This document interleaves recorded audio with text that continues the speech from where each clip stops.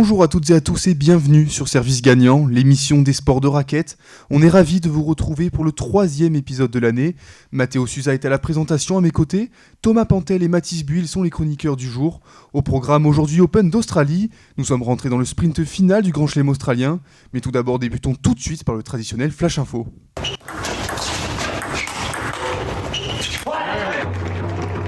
Carlos Alcaraz a balayé le local Alex de Minaur ce matin à l'Open d'Australie. L'Espagnol atteint son meilleur résultat en terre australienne. Il jouera sa place en finale vendredi contre Zverev, tombeur de Liane Ertienne. Du côté féminin, Elina Svitolina a elle aussi expédié son match. Elle a éliminé Coco Gauff en 2 petits sets, 6-1, 6-2. Elle affrontera en demi-finale la numéro 1 mondiale, Aryna Sabalenka. En tennis de table, l'équipe de France connaît désormais ses adversaires pour les mondiaux par équipe. Les hommes affronteront le Japon, l'Allemagne et Taïwan. De leur côté, les féminines devront se défaire du Japon, de l'Allemagne et de l'Angleterre. Les championnats du monde par équipe se dérouleront du 28 avril au 10 mai à Londres. En squash, le premier tournoi platine a lieu cette semaine à New York. Le numéro 1 français Victor Crouin est toujours en lice. Il n'a même perdu pour l'instant aucun set. En quart de finale, il affrontera ce soir à 20h15 le numéro 2 mondial Cole.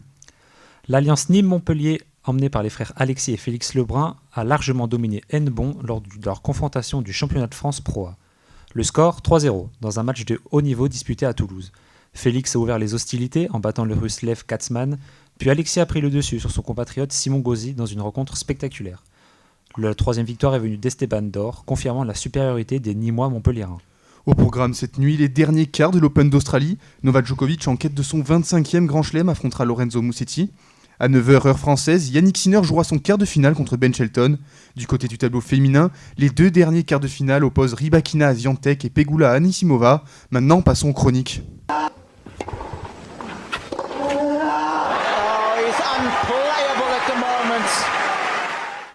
Deux légendes ont disputé leur dernier Open d'Australie cette année, deux joueurs qui ont marqué le circuit et qui vont tous nous manquer. Un hommage rendu par Mathis Buil. Oui Mathéo, il y a des joueurs qui gagnent des titres et puis il y a ceux qui gagnent le cœur du public. Aujourd'hui, j'avais envie de vous parler de deux joueurs à part, deux joueurs qui viennent de vivre leur dernier Open d'Australie. Gaël Monfils et Stan Wawrinka. Commençons par Gaël Monfils. Ce joueur, c'est le tennis version spectacle. C'est le genre de joueur qui vous fait découvrir un sport et vous le fait aimer. Des plongeons, des défenses improbables, des sourires et des grimaces aussi. On a tous en tête des points légendaires de Gaël. C'est le genre de joueur qui est capable de faire se lever tout un stade sur un seul point, mais aussi faire lever toute une famille de son canapé. Cette année, mon fils vient de disputer son 20e et dernier Open d'Australie. Comme souvent, il n'était pas venu faire de la figuration et faire ses adieux, mais pour se battre et ne jamais lâcher. Malheureusement, Gaël s'est fait sortir dès le premier tour par l'Australien Sweeney en 4-7. Un revers d'entrée qu'il n'a pas subi souvent au cours de sa carrière. Ça lui est arrivé 2 fois lors de sa deuxième participation en 2006 et plus récemment face à Emil Russoveri en 2021. Dans sa carrière australienne, Gaël atteint à 2 reprises les quarts de finale, défait par Milos Raonic en 2016, puis par Matteo Berrettini en 2022. Mon fils n'a jamais remporté de grand chelem, mais il a offert des matchs mémorables et des milliers de moments inoubliables à la foule. Et jusqu'au bout, il a joué avec cet esprit combatif et ce sourire unique qui le caractérise depuis toujours. Un sourire bien connu, tout comme son homologue suisse, Stan Wawrinka. Oui, Stan, c'est une autre musique, un autre style de joueur. Moins de bruit, moins de démonstration, mais un revers à une main digne des plus grandes légendes du tennis. Cette année, il a rappelé qu'il était un compétiteur, un guerrier, capable de livrer de vrais combats, même quand les années passent. Au premier tour, il élimine le Serbe Djere, puis au deuxième tour, le jeune Français Gea. Au troisième, c'est pas la même limonade, comme on dit. Il s'incline face à l'Américain Fritz, classé 9e à l'ATP. À 40 ans, classé 139e mondial, Wawrinka a tenu tête pendant 4 sets à l'un des joueurs les plus solides du circuit. Puissance intacte, revers toujours aussi ravageur, il a joué comme un membre du top 30, bousculant même par séquence un joueur du top 10. Et comment ne pas parler de l'Open d'Australie 2014 ? Stan Wawrinka restera à jamais associé à Melbourne. Vainqueur du tournoi, il remporte ce trophée au sommet de son art face à Rafael Nadal. 11 ans plus tard, le Suisse disputait son dernier match sur cette terre australienne, conscient de tourner une page majeure de sa carrière. Alors oui, peut-être que c'était leur dernier Open d'Australie, peut-être que la fin approche, mais mon fils et Wawrinka nous rappellent une chose essentielle. Le tennis, ce n'est pas qu'une question de trophée, c'est une question d'émotion, de style, de personnalité. Et à ce jeu-là, Gaël Monfils et Stan Wawrinka ont gagné depuis longtemps. Merci Gaël, merci Stan. Et merci Mathis. On retrouvera Gaël Monfils lors de la tournée sud-américaine.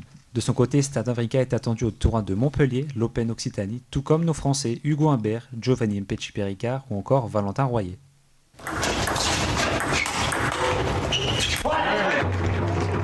L'Open d'Australie ressemble de plus en plus au dernier Grand Chelem. Un affrontement entre les deux leaders du circuit semble inévitable. Thomas Pantel. Il est fort probable que l'on assiste à une nouvelle finale opposant Carlos Alcaraz à Yannick Sinner. Mais comment pourrait-il en être autrement, tant les deux hommes surdominent le circuit depuis maintenant 2 ans? Lorsque l'Espagnol et l'Italien participent tous deux à un tournoi, ils se retrouvent presque systématiquement en finale. Une réalité à accepter en l'absence d'un troisième joueur en mesure de perturber leur rivalité. Pourtant, Alcaraz et Sinner ne se sont jamais affrontés en finale de l'Open d'Australie. Le transalpin est double tenant du titre, mais le Murcien n'avait jamais dépassé les quarts de finale du Grand Chelem australien. Un cap désormais dépassé puisqu'il s'est défait ce matin du local Demon, Alex de Minaur, pour se frayer une place dans le dernier carré. Si certains craignaient un retour plus compliqué d'Alcaraz après sa séparation en début d'année avec Juan Carlos Ferrero, son coach depuis 7 ans, les doutes ont vite été dissipés. Le numéro 1 mondial a été impressionnant en ce début de campagne à Melbourne, fraîcheur physique de feu, progrès considérable au service, lucidité hors norme sur les points importants, Alcaraz a tout, et surtout 0-7 concédé depuis le début du tournoi. Mais alors, qu'en est-il de l'Italien ? De son côté, Sinner n'a pas à rougir, sauf peut-être de la chaleur. Après 2 premiers tours très tranquilles, l'Italien a eu un coup de chaud et des crampes au 3e tour contre Elliot Spizzirri, lâchant son premier set et faisant naître quelques doutes sur son état physique. En quart de finale, il n'y a pas eu de surprise face à Ben Shelton.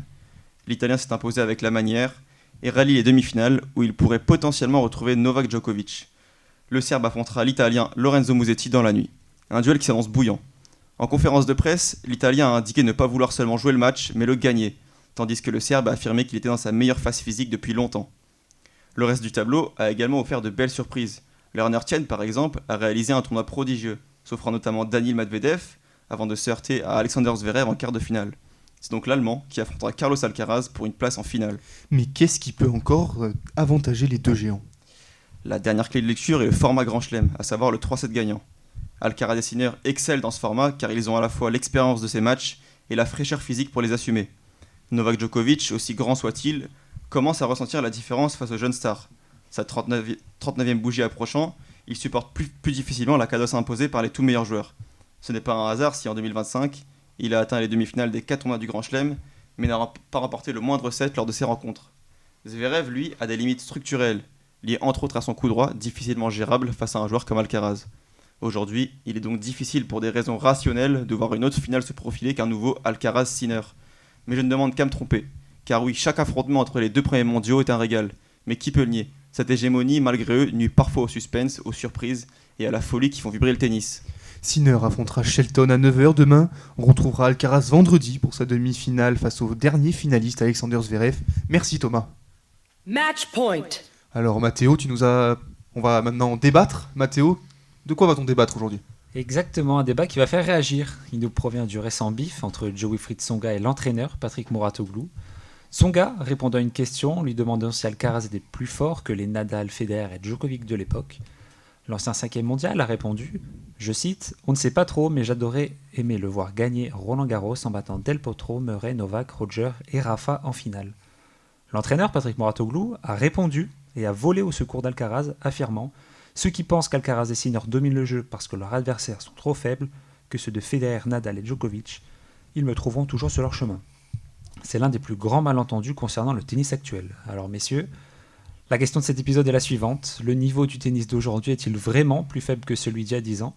Juste avant de vous lancer, j'ai noté le top 10 du classement ATP en 2015 et j'ai pris l'actuel. Voilà, en 2015, on avait Novak Djokovic, Andy Murray, Wawrinka, Nadal, Federer, Thomas Berdych, David Ferrer, Nishikori et nos 2 Français, Richard Gasquet et Joe-Wilfried Tsonga. Cette année, Alcaraz et Sinner, qui...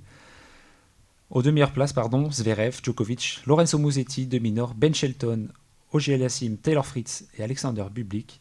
Messieurs, le tennis actuel est-il moins fort que le tennis à 10 ans ? Thomas, tu veux peut-être commencer ? Vas-y.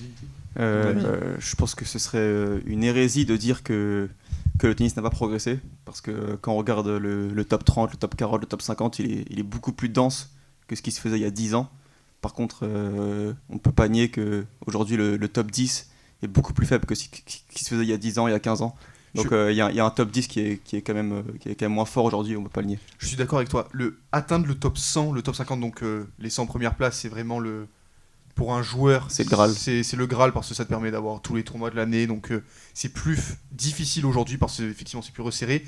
Mais le top 10, il est bien plus faible. Et on s'en rend compte aujourd'hui avec cet Open d'Australie qui est pour moi le 3e grand chelem consécutif où on s'ennuie devant. Wimbledon, on s'est ennuyé. L'US Open, on s'est ennuyé. Et l'Open d'Australie, on s'ennuie. Donc pour moi, c'est vraiment un signe que ce niveau du top 10, il baisse. Est-ce qu'on a eu un match entre gros sur ces 3 grands chelems qui nous a marqué? Enlever les Sinner Alcaraz et même les 2 dernières finales de Wimbledon et l'US Open, elles n'étaient pas grandioses. Non, c'est vrai. Il n'y a pas beaucoup de matchs marquants sur cet Open d'Australie et même on peut revenir à l'US Open et à Wimbledon. Je suis d'accord avec toi. Mathis, toi, c'est quoi ton avis? Est-ce que tu penses que ce top 10 d'aujourd'hui, il est plus fort ou plus faible qu'avant? Moi, je trouve qu'il est plus faible et moins attrayant qu'avant. Parce que, par exemple, moi qui aime le tennis, mais qui n'ai jamais fait de tennis et qui n'est pas un spécialiste non plus du tennis, je sais que je suivais plus le tennis il y a 10 ans, en 2015, 2016, car il y avait beaucoup plus d'attractivité, beaucoup plus de joueurs, de bons joueurs, qui étaient plaisants à regarder et regarder des bons matchs. Alors que maintenant, je trouve qu'on n'a pas ce genre de joueurs, à part Alcaraz, Sinner, à qui on va dire tiens, je vais allumer la télé, je vais regarder un bon match de tennis. On va dire j'ai moins ce sentiment-là de nos jours. Je pense qu'à partir du moment où Lorenzo Musetti est le 5e joueur mondial, ça commence à... Sachant qu'il est 5e mondial sans jamais avoir remporté un titre. Ouais. C'est ça qui est... Je sais pas quand est-ce qu'il va en gagner, hein. J'espère pour Musetti, c'est comme Fokina, il est pas top 10, mais il est proche, il est 14e ou 13e, je crois, Alejandro Davidovich Fokina. Ah, il est 13e. 13e, voilà. Et c'est comme lui, il a jamais remporté de titre alors qu'il est très haut. Mais c'est intéressant d'avoir ton avis, Mathis, parce qu'effectivement, aujourd'hui, des Fritz, des Rude, ça fait beaucoup moins rêver qu'avant des Wawrinka, des Murray, même des Berdych ou des Del Potro, ça fait beaucoup moins rêver. Mais je pense que c'est un faux débat. On sait pourquoi Patrick Mouratoglou a commencé à répondre à Wilfried Tsonga. On sait ses motivations. Et donc c'est pas vraiment un débat de fond, c'est plus un débat d'ego entre deux hommes. Voilà. Bien sûr. Pour ceux qui ne savent pas, Mouratoglou est un entraîneur connu qui a notamment entraîné Serena Williams, Stefanos Tsitsipas ou Holger Rune. Et qui a une académie aujourd'hui concurrente à celle de Wilfried Tsonga. Exactement, Tsonga qui est à l'académie All-in, Mouratoglou qui a donc l'académie Mouratoglou un peu partout dans le monde. Donc Mathéo, j'aimerais quand même avoir ton avis, toi qui as lancé le débat peut-être là-dessus. Et bien justement, je vais rebondir sur ce que Mathis a dit tout à l'heure. Quand on voit le top 10 actuel et le top 10 d'avant, aujourd'hui, à part Alcaraz et Sinner, je vois pas énormément qui auraient leur place dans le top 10. Quand on parle de Wilfried Tsonga, comme l'avait dit Mouratoglou, qui ne battrait pas régulièrement des Casper Ruud. Il me semble qu'il avait parlé aussi de... Auger-Aliassime. Voilà, Auger-Aliassime, Draper aussi. Alors, on va pas se mentir. Comme vous l'avez dit tout à l'heure, c'est une pique pour Wilfried Tsonga. Aujourd'hui, Tsonga, pour moi, avec Zverev, ça se tape pour la 3e place mondiale.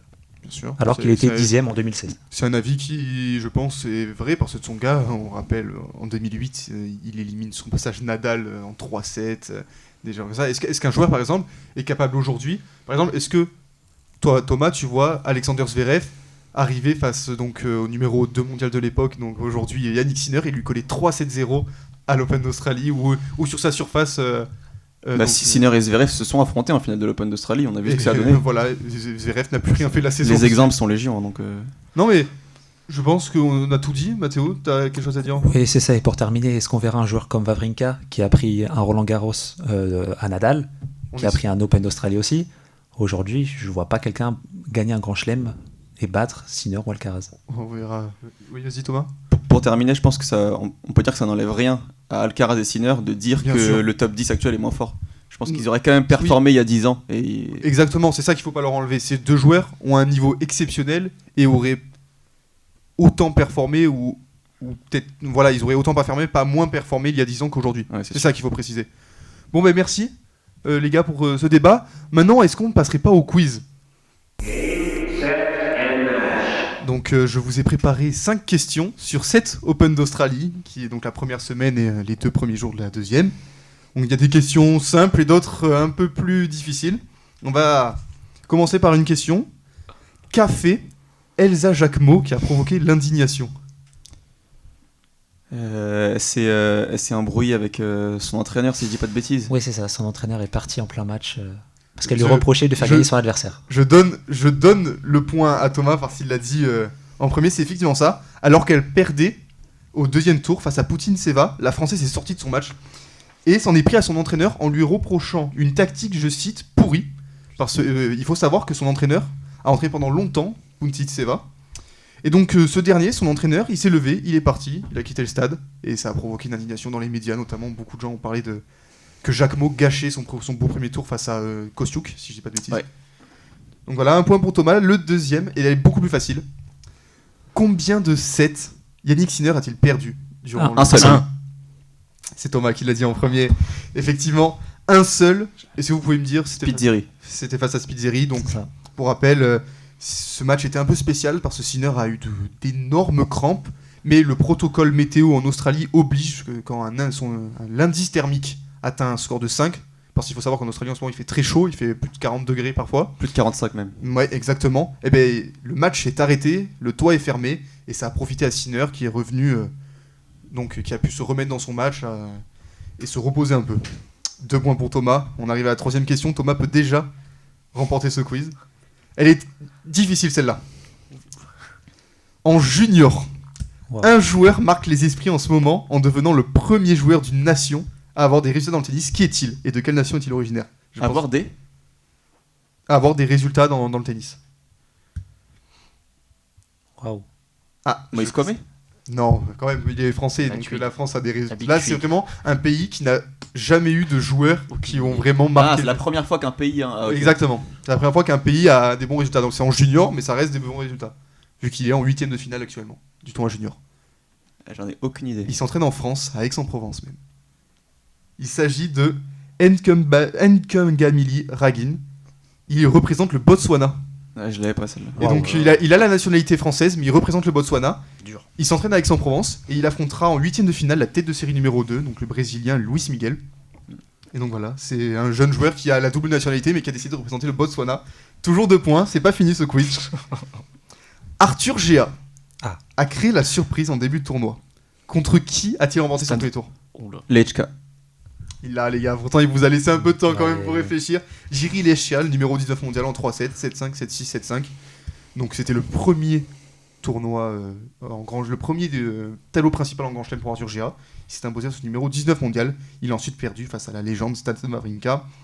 Bon, dernière question pour le fun, Thomas a déjà gagné, mais il reste au total, dans toutes les catégories, 3 Français en lice. Qui sont-ils? Il y en a en double. Ils jouent aujourd'hui. Oui, Je sais pas leur nom. indice en double mixte. Mladenovic. Il a, vous savez quoi, je vais donner un point pour chaque nom parce que ça commence à galérer. Mathéo, il a un point. Mladenovic, avec qui elle joue? En mixte. Pierre Gerber. Non. Alors, je sais pas si vous l'avez, mais il a gagné Monte Carlo il y a 1 an, en 2025. En double ou en simple? En double. C'est. C'est un Français. Non, c'est pas Arnaud, c'est. Non. Putain, comment il s'appelle? Ouah. C'est un monégasque. Non, c'est un Français. C'est un français. J'ai vu aujourd'hui. Guinard. Voilà, je vous le Ah, donne. ouais. Et une dernière, c'est en junior fille. Wow. Elle est connue parce qu'elle avait une autre nationalité avant. Elle était russe, elle est passée française.